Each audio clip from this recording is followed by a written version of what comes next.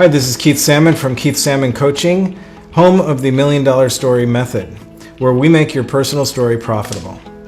Today is the next in the Million Dollar Story series, where we talk to inspirational people from all over the world who share their personal stories and of remarkable comebacks, of survival, adaptation, and basically anything you can think of to propel their story and find their passion and take it to the next level.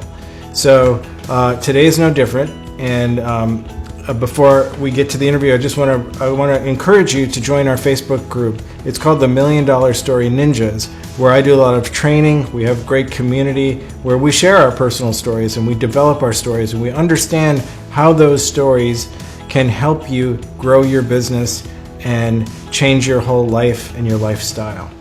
So without further ado, I had a fascinating conversation with Helga from Iceland, and I'm just going to go right to the interview because it was so fun. So thanks so much for being here, and enjoy.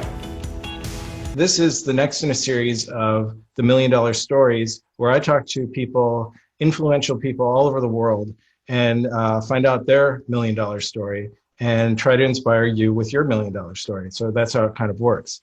So today I'd love to welcome Helga from Iceland, and she is an RTT therapist and a mindset coach. Good morning or good evening to you, Helga. Good How are morning you? to you. I'm fine. Thank you for having me on here. Yeah. So I'm in Santa Monica, and what city are you in? I'm actually right now in a tiny, tiny little place in the country in the cabin, but I normally live in Garðabær, which is 10 minutes outside of Reykjavik, the capital of Iceland.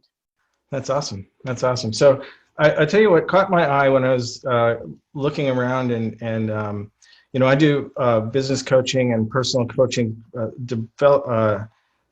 emphasizing on personal story and getting back to basics kind of in some part of the program. So a lot of times the personal story is troublesome. It's tough. It's tough to get through the personal story and find out how powerful it is. And so I always stay in my lane, and I would never get too far deep into something that I don't know how to solve for someone. So the idea that you get into a mindset training and mindset coaching caught my eye. I have a limited amount of experience as a client in this, but I have to say it was really, really something special to clear the path to where I am now. So that's why I wanted to talk to you, because I think that there's a lot of potential, and especially even now, I'm not sure how the what do you say, that the virtual world that we have, how you're able to work with people on a probably a global basis. So I just wanted to talk to you a little bit more. Maybe you could just tell me a little bit more about your, I don't know if you call it a practice or if it's a program, or people call them different things. Yes. Okay. Well, I actually call it maybe a practice now, but I also have programs that I invite people into joining me for. So I started out as I guess I'd say a life coach, and studied life coaching, and I studied NLP, and I studied EFT, stands for emotional freedom technique, sometimes called tapping. It looks kind of weird if people are doing this sort of thing, and it all has to do with connecting your mindset, what you're thinking, and with what you're feeling. So kind of eliminating the feeling that the body is pouring up for you when you're thinking something and you're not even always aware of what you're thinking. So I got very, very fascinated with how the brain works and how it connects, the mind-body connection. So I ended up studying hypnotherapy called RTT, Rapid Transformational Therapy as well, and empowerment coaching for women. So I mostly work with women and helping them in this field to eliminate some sort of maybe childhood trauma or beliefs that we accumulate as children and take with us into our adult life, and then they tend to stop us in some area. Right. Well, I noticed something that you were calling it was like high functioning anxiety and depression. Is that something that you could maybe tell us a little bit about? Yeah, what I've sort of specialized in is something that has now started to be called smiling depression. It's not the typical depression where people don't get out of bed in the morning and don't have motivation to do anything. I work mostly with women who are in high demanding jobs, or they have demanding roles in life. They're very busy, and they would never ever allow anybody to see how they feel on the inside. Everything on the outside works, and their life is beautiful, and they have money to travel, they have houses and cars, and everything looks beautiful. And this was actually me 15, 20 years ago, so I kind of understand how they're feeling. But on the inside, they would be feeling actually very deeply depressed. And they also feel stuck, because coming out and admitting how they feel, they're afraid that's going to take them in a very deep curve, which they don't know how to handle. So they just power through, and they go on and on and on and on, and they might just hit a wall one day. Right. Well, I can totally relate to that whole, so we call, at least I called it from our man's point of view, like the Iron Man syndrome, because if you have a company, you have people that you work for. I don't know, I felt like I had two families. I had the one at home, and I had the one at the office. So I sort of like felt like I was, if something happened to me, or if I showed any signs of weakness or vulnerability, that would bring the whole thing down. And yes, absolutely. my gosh, you pushed through it. You find that, is there a reason? I mean, is it just, is it that women ask for help more, or is it better to be with like-minded sort of spirit in that sense for clients? You mean why I work with women? Yes. Well, that would be probably because they ask for help more. So when I was starting out my practice, I would get mostly women as clients. And then when you worked with women for a few years, you're just so used to what's coming next, or what they're Right. going to say next, and that communication. So I just stuck with that. Right. I have worked with men as well, but it's slightly different, the approach. I find that a little bit differently. I mean, for me, it seems like it's like depending on who it is, some people gravitate towards, for men, like someone is like a football coach mentality, and that kind of tough approach. But the empathetic ear and all of that stuff, well, that's not me, but I just sort of, I think that for me, it's because a lot of men don't want to ask for help. And Yeah, that's just I think my that's a problem. That is a yeah, problem. You're absolutely right. They should, if they're listening, because right, there are professionals out there that absolutely, they've seen it all, they've done it all, and they know how to help you. So absolutely look for help. There's no shame in that. And that's one of the things that I'm trying to eliminate, is the shame that comes with looking for the help. There is no shame in that. That's stigma. That's just, it doesn't exist. right, right. We have to step over that. Yeah, I mean, it's interesting because you have, it's like even investing in yourself is like the worst. Like it doesn't like make sense to some people, but like say if you had a building, and you wouldn't think twice about hiring a security company to be on the outside. You would never even think about that. But in terms of your own stability and well-being, that's a really tough one for some people. It But is, absolutely. And I tend to go overboard with this. I talk about energy. I talk energy all the time. If you talk to me, I talk the language of energy all the time. So if you go to maybe Dr. David Hawkins and read his book, Power versus Force, he created this emotional scale where he sort of measured all the words from shame and guilt and apathy and fear and anger, and then comes up to love and joy and acceptance, all of these words. And he measured them, and it's not a scientific measurement, but it kind of gives us an idea to, if we're dwelling in shame and we're dwelling in anger and resentment, then everything around us, we're emitting this energy all the time, and everything around us that's going to answer back. It's just Einstein. What you give, you get. right, So if you're thinking in those terms, if you want to get more from your company, if you're a company owner and you're spreading the news about something wonderful, but nobody seems to buy from you, have a look inside. What am I actually spreading on a subconscious level? Because I go there very quickly with all my clients.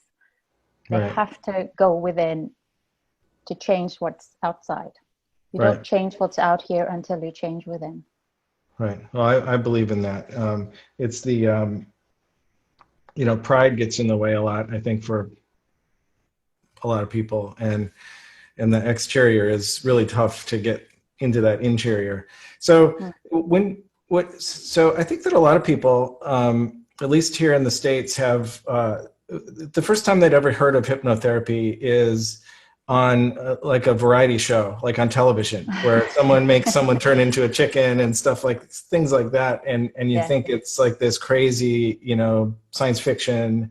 Um, how does it actually work in terms of, we think of trances and we think of reprogramming and brainwashing and all of that. Could you Yeah, yeah. walk someone who's like maybe never been experienced it through what that feels like, or what that Mm. experience is like? Well, interestingly, hypnotherapy, like the old type hypnotherapy, Erickson hypnotherapy, or any other normal hypnotherapy, that would potentially be able to put you in that state. And if you are somebody who wants to get up on stage and squawk like a chicken or jump around, then you will be able to do that, because a skilled hypnotherapist will be able to get you to that state of mind. That has, however, nothing to do with what I do. I don't need people to go into that state of mind where I can completely tell them to do something they don't want to do. There's no need for it. What I do is with this RTT variety. RTT is just something that drags the best of hypnotherapy, the best of NLP, the best of CBT, cognitive behavioral therapy, and puts them together into one therapeutic method.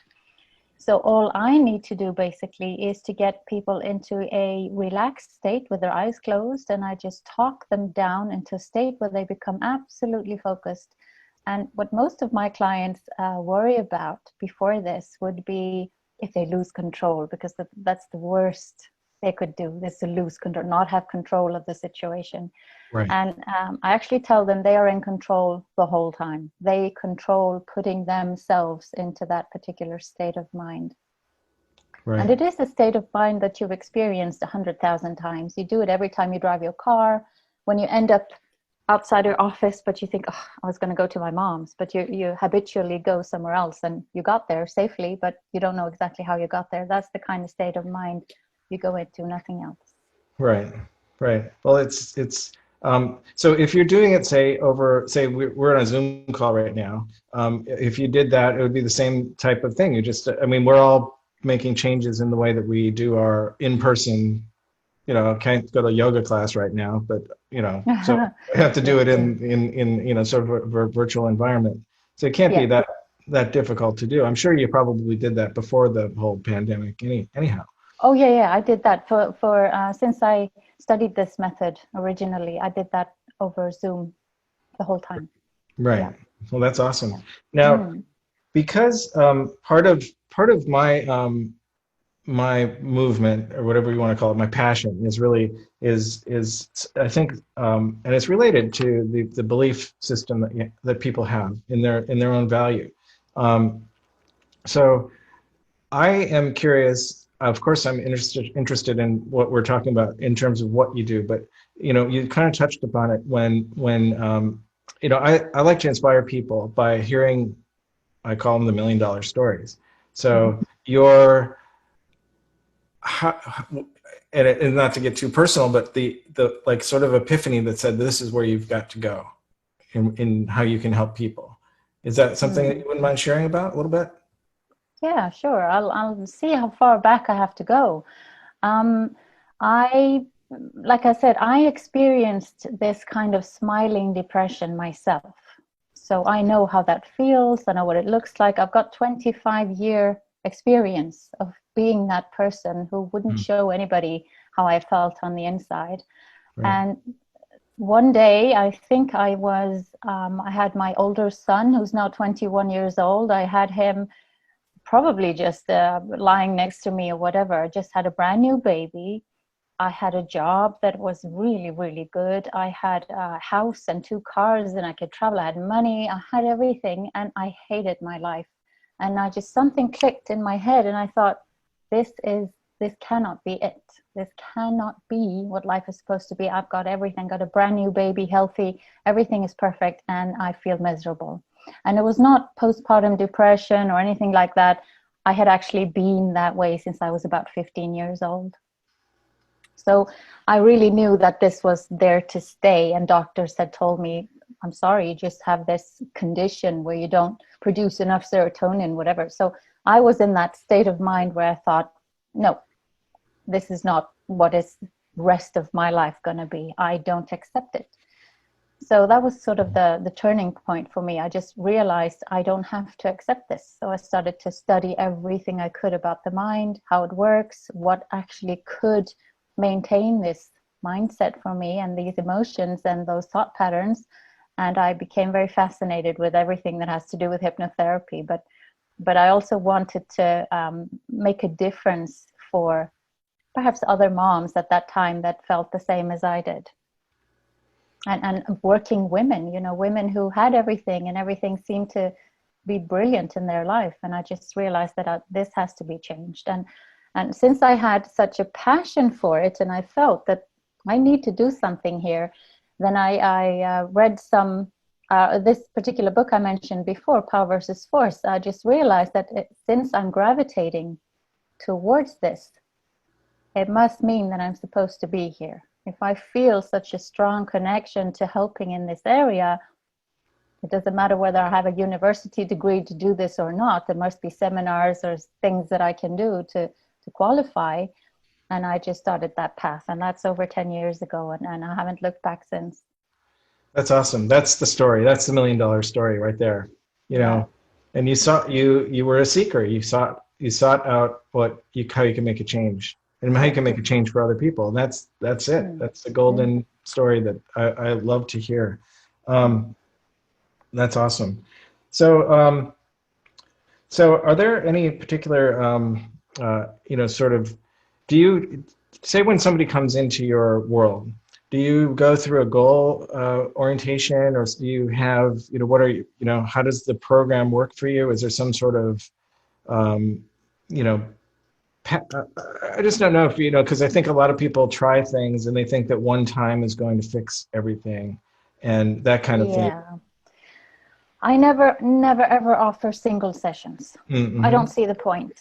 I can definitely help somebody shift a lot in one of these sessions. They take up to 2.5 hours each. We go quite deep. We uproot loads of stuff from childhood, but I don't want to let people go half-half. You either commit to doing a lot of work because you want to eliminate this, whatever you come to me for, whether it is this smiling depression or anxiety or self-sabotage, women who know that they hold themselves back. I call it self-sabotage. It's just, you can do more, but you don't have the courage to be visible or speak your truth or say what you really mean or whatever. So I first of all, I tell them that this is a 3-month or 12-week program. Either you commit to working with me for this period of time to see the results really, really surface, or we just, you can do you can follow me on Facebook and see whatever I'm talking about, and I have some free EFT videos and that sort of thing. But if they want to really change, it's a commitment. So I dive into it with questionnaire, really dig deep into their background, and we figure out what is the one thing they want to change, because some people come to me with a shopping list almost. Sure. I want to lose, 20 pounds. I want to be able to stand on stage and speak. I want to do this, want to do that. And I go, we have to pick one. Just your mind is going to pick one anyway. And I often say this to clients when something comes up, because when I'm in a session with a client, something comes up and I just sit there and I go, you can't make this stuff up. I could never have guessed where this stuff comes from. It's because children, they don't have somebody whispering in their ear telling them, this is because of this. He's just screaming at you because he's angry with his wife. He just had a fight with them and it's nothing to do about you. Children, they take 2 and 2 and put them together and get 15. They make up a belief. Right. And more or less it's all the time about them. And they must be wrong somehow, not good enough, not belong, not have a right to ask for what they want. They're not important enough. It all comes down to just a few simple beliefs, actually, and a few versions of them. So we might hold ourselves back the whole career because of a simple belief that's running around in our subconscious mind, you know. Right. No, I have it brings up a story that I talk about a lot, is like these kids were giving me, they're really teasing me about what my dad did for work in seventh grade. It's career day. Mm. It was like, and that shaped my life. It shaped my whole life. We are And so vulnerable at that yeah, age. We take it in. We think it's all about us. right, And your right, mind is brilliant. Your mind goes, whoa, that hurt. I'm going to make sure that you never get that hurt again. So you're never ever going to talk about this again. You're never ever going to be that visible again. You're never ever going to open up about your family again. You're never ever going to, whatever it comes up with. It just tells you, I'm here to protect you, and I will never let you feel that hurt again. So right, you miss out on a lot of opportunities because your mind says, nope, you're not going there. And there's right. no way of stopping it because it's in control completely. Right. Well, I think that I think like perfectionism is one of those words that sort of goes either way, and it's like perfectionism, or it's attached to the drive to succeed. You know, like my seventh grade story was the drive to succeed and not have that same job. You know, and to keep Mm, going. And yes. so I see it when you're talking about your you know, smiling depression, and all of that is like it's just like whatever I have to do to not feel those feelings, I'm going to pursue. And all the kind of, sometimes I call it cash and prizes, the career and all the things that we desire from on the external part goes forward, and you go, well, I must be happy now, you know, I must be happy now, and I'm Mm, supposed to be happy now. Well, it's time to have kids now. It's like, you know, I would never take any of it back, but it's yes. like, who's missing here? I always say, because I'm a storyteller, my world of my career has been storyteller for films, television, but advertising, and people's helping them tell their stories. But I have to say, my story is always the hardest one to tell, because It it's sort of is. like it disappeared in there, because it was like really a distraction to tell someone else's story, because I could hide out in there, and Yes. I could express, I could manipulate, I could really in a manipulative way express my story in other people's story. It's a weird, Mm, it's a weird thing. I mean, not that I yes. would change their stories, but I would say all the feelings I could put into something. It was kind of a fascinating look, and all the while on a this is probably not the right terminology, but from, if I was like a fly on the wall in my own room, I could see it happening, and I knew what was happening, and I knew Mm, I was voiding, but it was just like the procrastination part. It's like, well, you know, someday I'll get around to being happy. yes.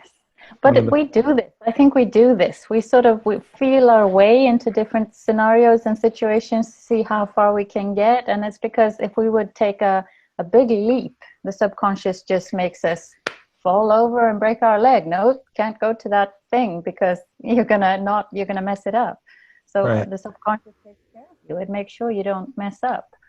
right, So it allows you to take these small steps and, like you said, see it as a fly in the wall and watch what's happening, and get comfortable, get a little bit more comfortable, because right, it will allow you to be within your comfort zone.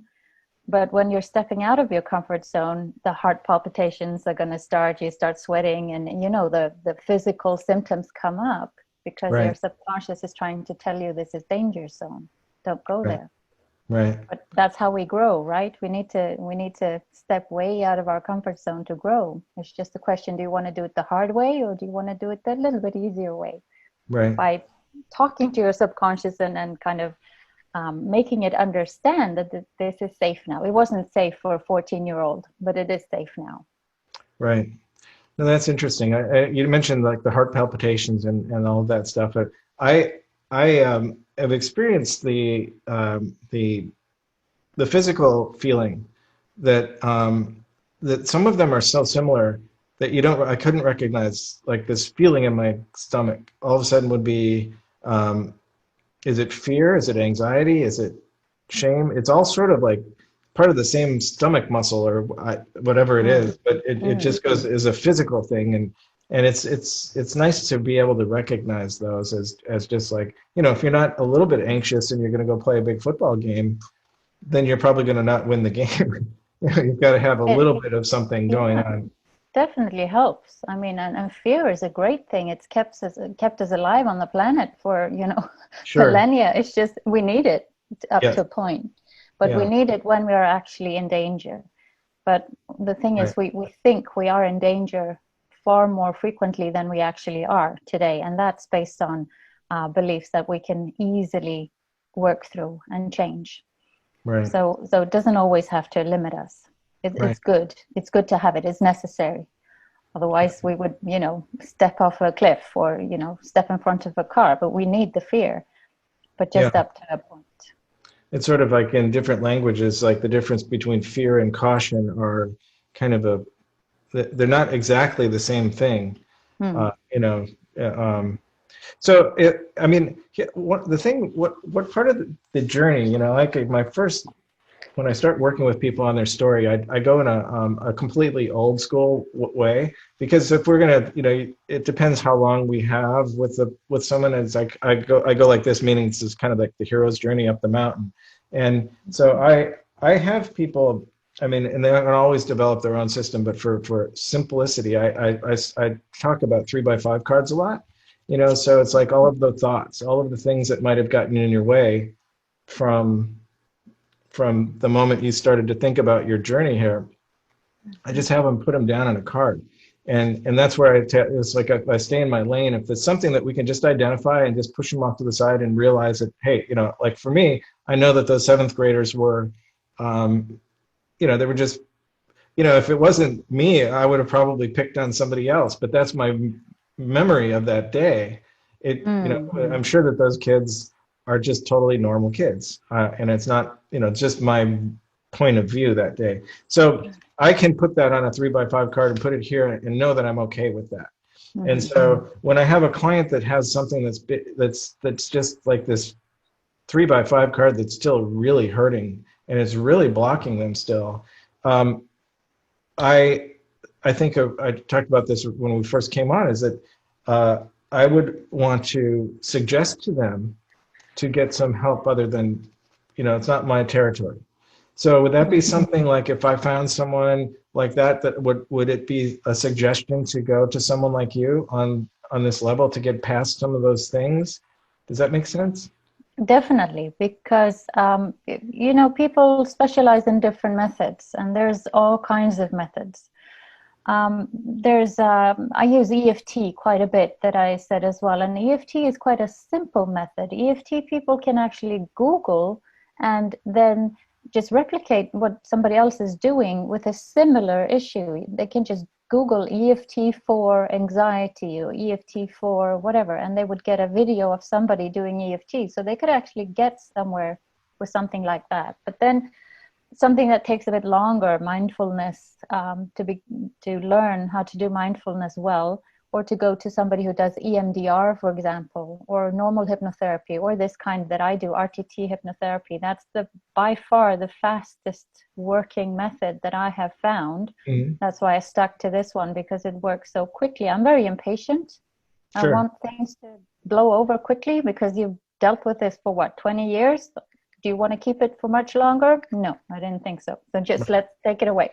So that's kind of my point of view. I've tried lots of other stuff, and this works. So definitely, I would, if you come across somebody who's been, let's use the word stuck in some emotion for a few years or even decades, then there are methods to help them overcome that in a very short amount of time. And there are too many to mention here. I don't even know all of them, but there are methods. Sure.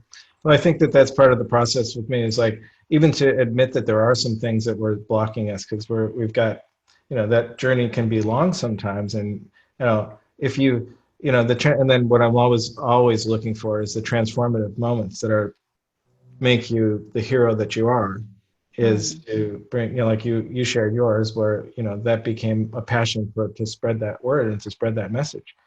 And that's the part that becomes valuable to other people. If we're talking about business, that's what we're talking about. How do you add value to someone else's life? And it usually, in my view, comes from a passion to fix something in your own life.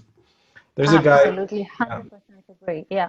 yeah, You cannot go out and change the world and try to fix everybody else if you're not willing to take a look in the mirror and see what might I need to have a look at first. right, right.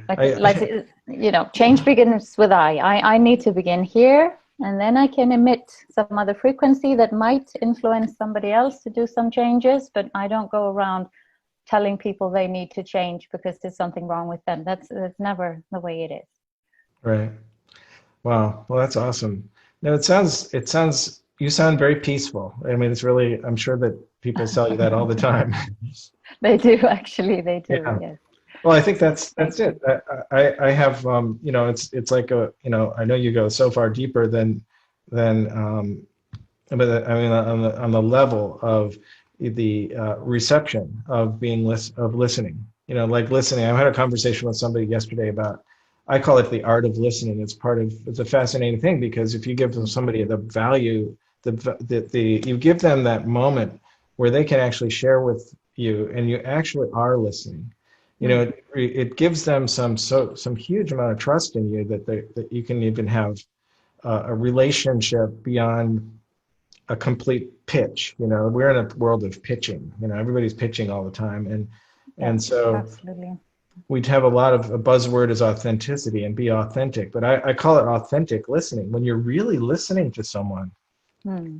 And I mean, I hate to, but I mean, just, this is my take on my own experience. If I'm thinking about myself while someone's talking, that means I'm really distracted by what they're saying. And it's sort of like kind of coming by in like fragments.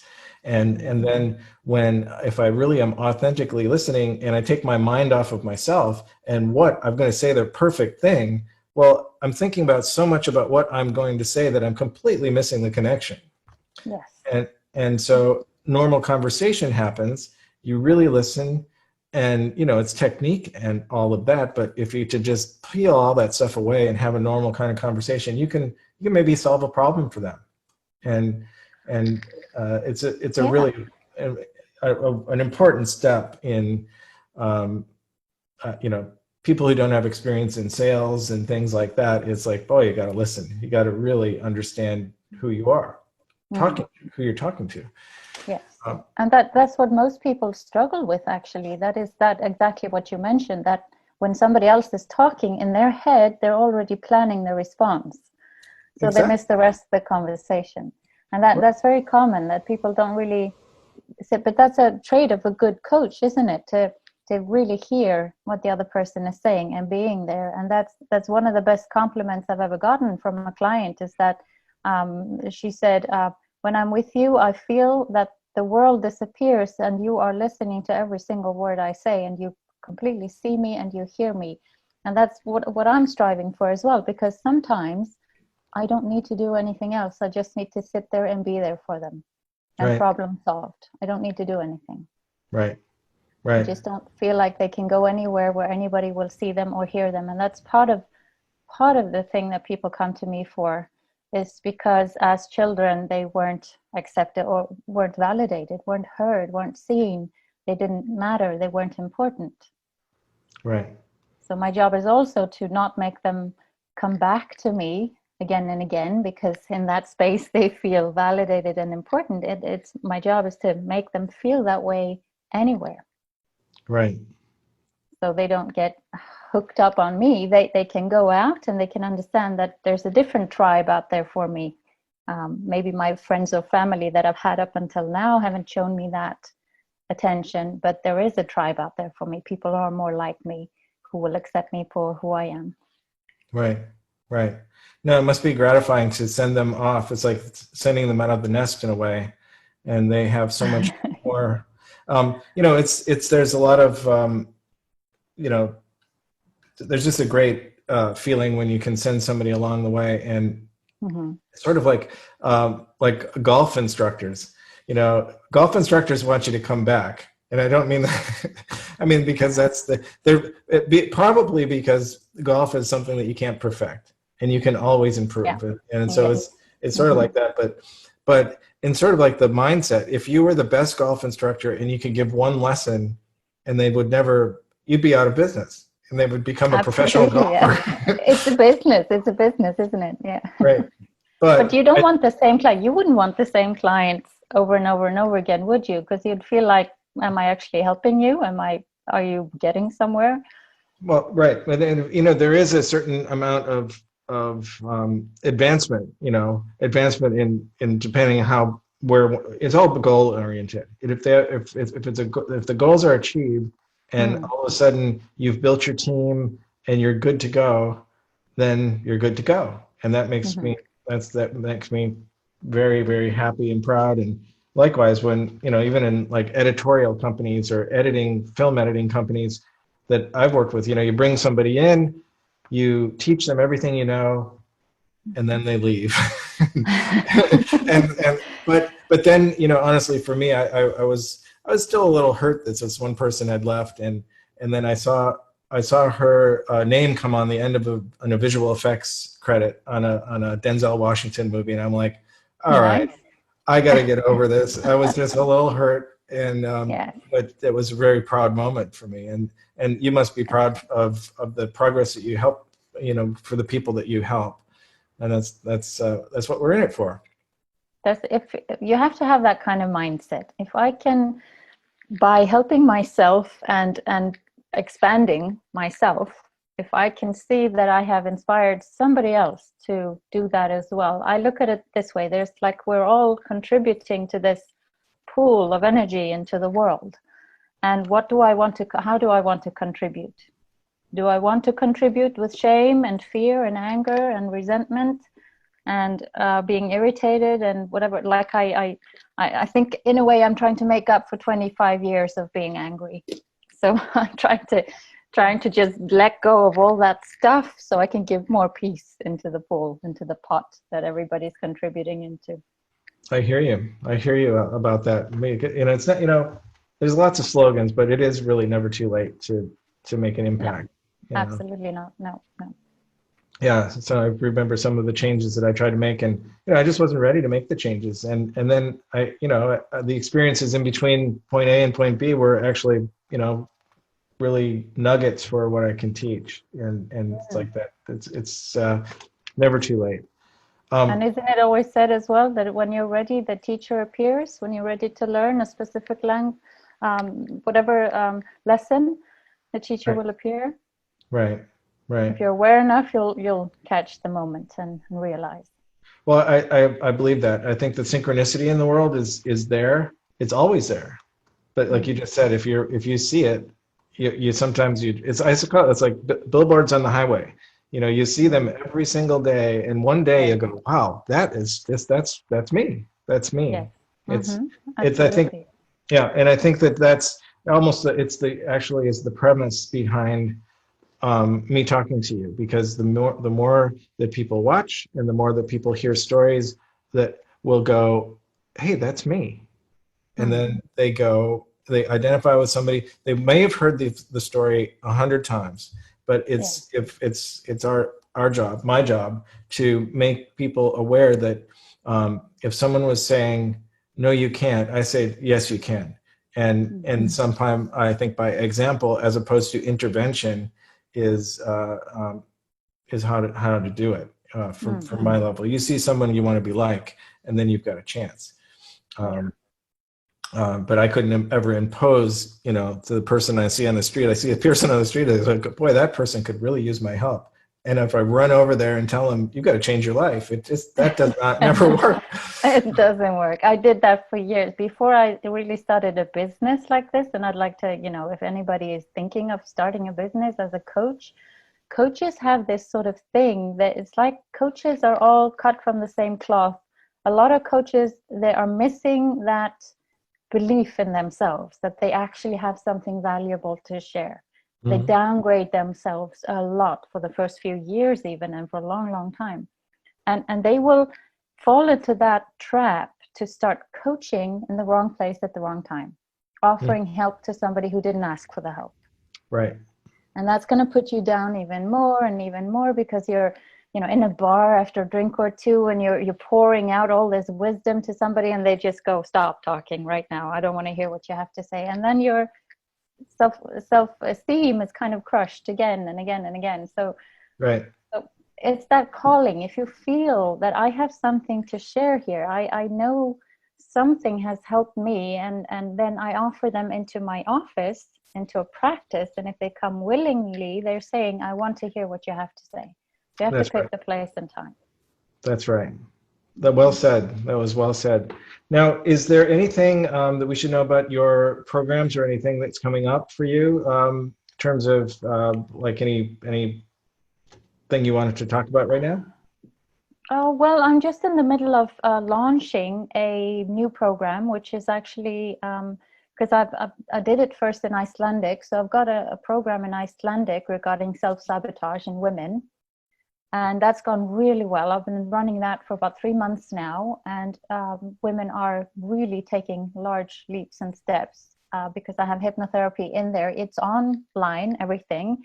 But I'm on there weekly with Zoom calls as support, like we're doing here now. They can ask me any question. I have a Facebook group, that sort of thing. So I'm in the middle of translating some of that material into an English course. So I'm going to be launching that in the next maybe month or so. Great. And then I've also changed my one-on-one work slightly to what I just described to you, like a 12-week intensive one-on-one with me, for those who need to dig a bit deeper and uproot a bit more childhood trauma. The self-sabotage can be just, wanting to step. They've all worked with me before for months. They know how I speak. They know me. So they just wanted kind of a continuance. But the one-on-one is more intensive. So that's what I've got going on right now. Great. So I'll tell you what we'll do is I'll put, I can get offline. I can put anything, all of your contacts in when I post this up. I'll put links and whatever we can talk about that offline. I'll get those in when we post the interview. And then, I know where to find you, obviously. And if there's something that comes up and somebody has one of these 3x5 cards, it's like screaming that they need a little extra work on that I can't deal with, you'll be the first one to hear about it. I'd be happy to talk to them. Yeah.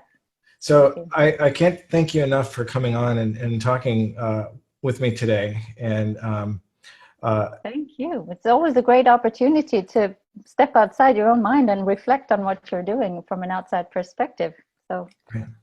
So it's Helga from Iceland, and I understand. And I didn't know this. We don't say last names often, or if at all, in Iceland. Is that right? Well, we do. If you're saying the person's name, you'll add the last name. But when you're speaking to anyone on the street, anywhere, it's always by first name. Always, always. Got it. If you'd ask somebody in Iceland, Mr. this or that, last name, we know we're talking to a foreigner because they don't know how we operate. But right. But we talk first names all the time. Yeah. That's awesome. All right. Well, thank you very much for being here. And I'm going to say goodbye to our audience. I'm Keith Salmon, and this is a really great episode of $1 Million Stories. I will see you next week when we'll have another $1 Million Story. And I believe that everyone's got a $1 Million Story. We just have to figure out what to do with it. So Helga, thank you so much for coming on. Thank you. And my pleasure. We'll be in touch. I appreciate it. Thank you. Okay.